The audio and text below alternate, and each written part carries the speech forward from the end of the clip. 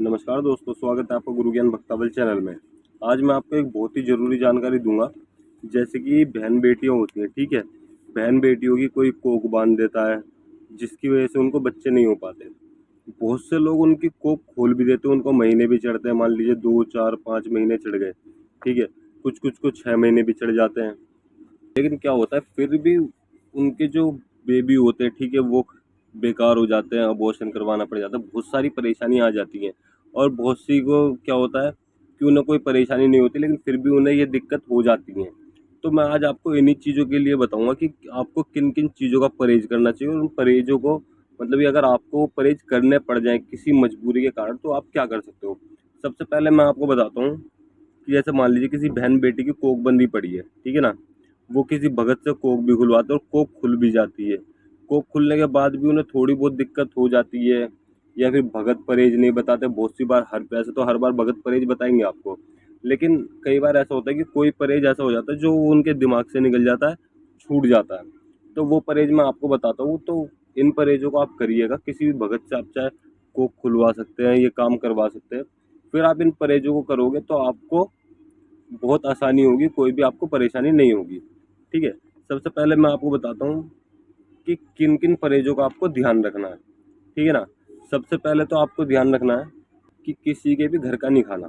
मतलब कि जैसे आप कई बार जाते हो, ठीक है ना, आप कहीं गए, मान लीजिए किसी रिश्तेदारी में चले गए या फिर कहीं भी चले गए, वहाँ पे आपने खा लिया, तो आपको वो बिल्कुल नहीं खाना है। या फिर कई बार ऐसा होता है आस पड़ोस में कहीं दावत है या फिर कुछ भी चीज़ है, ठीक है, पार्टी है, शादी है, फंक्शन है, तो वहाँ से आपके लिए खाना आ जाता है कि भाई आप नहीं आ सकते, तो आपके लिए खाना आ जाता है।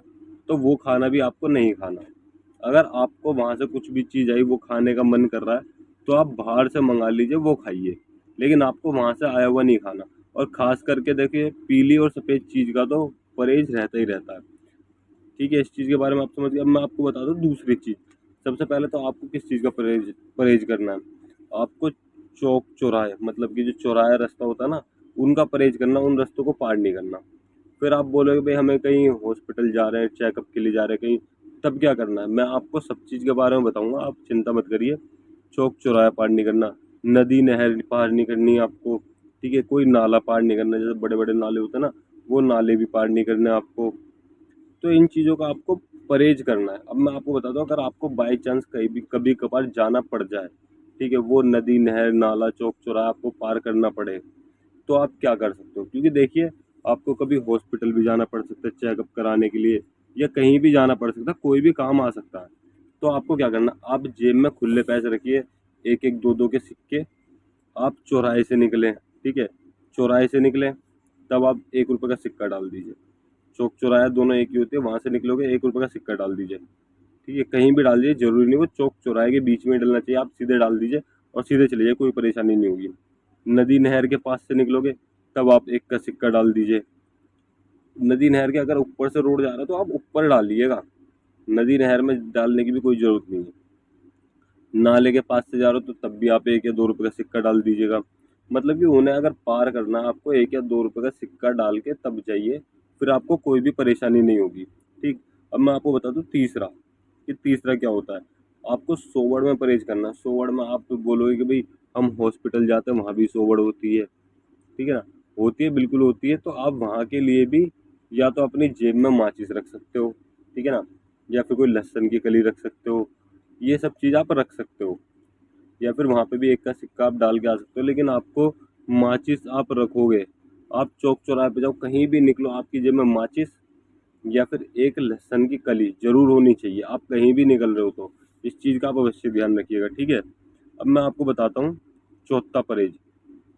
जैसे आप आपके परिवार में, ठीक है, आपके परिवार में किसी भी देवी देवता की जोत हो रही है, तो आप वहाँ जाके माथा नहीं टेक सकते, वहाँ पे जाके हाथ पल्ला नहीं ले सकते, ठीक है ना।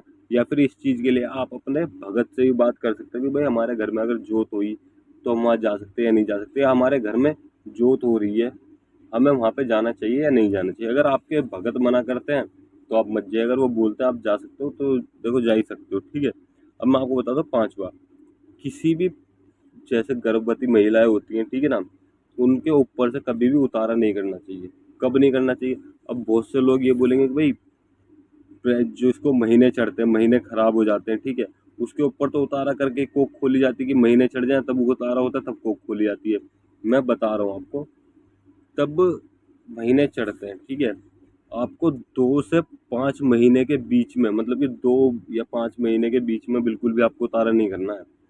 छठे, 7वें, 8वें, 9वें महीने तक आपको फिर कोई उतारा नहीं करना। आप 2 महीने से पहले उतारा कर सकते हो, उसके बाद आप उतारा नहीं कर सकते। इस चीज़ का भी आप ध्यान रखना। ये बहुत ही ज़रूरी जानकारी आपको ज़रूर पता होनी चाहिए। अब मैं आपको बताता हूँ छठा परहेज क्या होता है। अब जैसे मान लीजिए आपके घर में कोई गर्भवती महिला है, ठीक है ना, बहन बेटी है, बहू है, कोई भी है, गर्भवती महिला है, और आप कहीं बाहर से आए हो, मतलब कि ड्यूटी से आए हो, ऑफिस से आए हो, या फिर कहीं घूमने गए थे वहाँ से आए हो, या आप गली मोहल्ले में गए थे, ठीक है, या फिर आप अपनी मार्केट गए थे, किसी भी कार्य के लिए आप कहीं भी बाहर गए, तो आपको क्या करना है, आपको सीधे उसके सामने नहीं आना। मतलब कि अगर आप घर में आए हो, ठीक है ना, और आपके घर में कोई गर्भवती महिला है, तो आपको सीधे उनके सामने नहीं जाना, ठीक है ना, उनके सामने नहीं जाना आपको बिल्कुल भी। उनके पास आपको जाना है तो आप 5-10 मिनट रुकिए, मुंह हाथ पैर धोइए, उसके बाद में जाइए। ये नहीं कि आप सीधे गए और उनसे जाके मिल लिए, नहीं। अगर आपको कुछ काम भी है तब भी आपको उनके पास सीधे नहीं जाना, आपको उनसे बोल देना है कि भाई ये काम है, आप पहले जाइए। अगर ज़रूरी काम हो और आपको ज़रूरी बात करनी है, सीधे जाइए, मुँह हाथ धोइए, और तब जाके आप उनसे बात कीजिए। सीधे जाके डायरेक्ट आपको उनसे नहीं मिलना। और भी बहुत सारे परहेज होते हैं।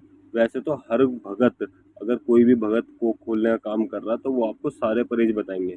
अगर कोई परहेज नहीं बताते तो उनके दिमाग से निकल जाती है, ठीक है ना। अगर आपको और भी ज़्यादा परहेज जानने हैं तो मैंने आपको ये परहेज मेन परहेज बता दिया। अगर आपको और भी परहेज जानना है कि और कौन कौन से परहेज होते हैं, तो आप मुझे कमेंट कर दीजिएगा, मैं आपको ज़रूर बताऊंगी और कौन कौन से परहेज होते हैं।